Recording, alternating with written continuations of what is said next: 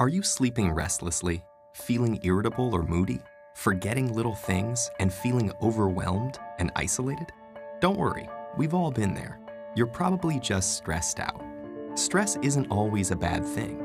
It can be handy for a burst of extra energy and focus, like when you're playing a competitive sport or have to speak in public. But when it's continuous, the kind most of us face day in and day out, it actually begins to change your brain. Chronic stress, like being overworked or having arguments at home, can affect brain size, its structure, and how it functions, right down to the level of your genes.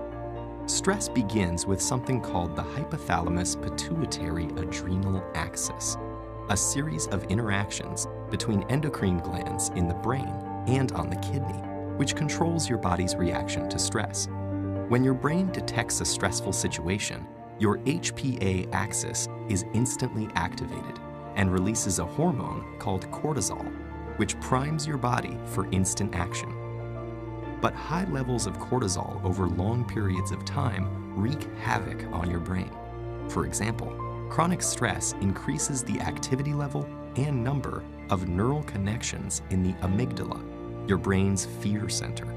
And as levels of cortisol rise, electric signals in your hippocampus, the part of the brain associated with learning, memories, and stress control, deteriorate.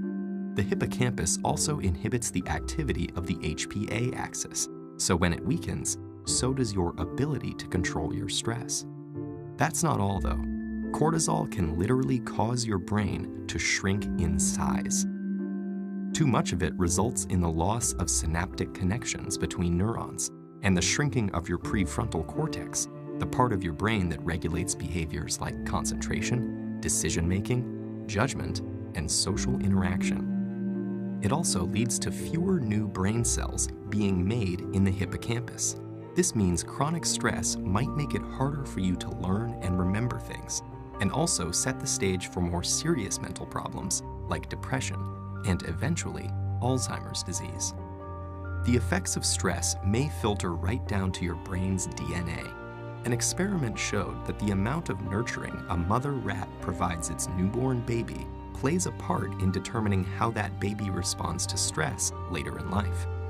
The pups of nurturing moms turned out less sensitive to stress because their brains developed more cortisol receptors, which stick to cortisol and dampen the stress response.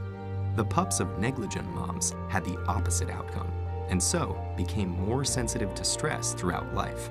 These are considered epigenetic changes, meaning that they affect which genes are expressed without directly changing the genetic code. And these changes can be reversed if the moms are swapped. But there's a surprising result. The epigenetic changes caused by one single mother rat were passed down to many generations of rats after her. In other words, the results of these actions were inheritable. It's not all bad news though. There are many ways to reverse what cortisol does to your stressed brain. The most powerful weapons are exercise and meditation, which involves breathing deeply and being aware and focused on your surroundings. Both of these activities decrease your stress and increase the size of the hippocampus, thereby improving your memory. So don't feel defeated by the pressures of daily life. Get in control of your stress before it takes control of you.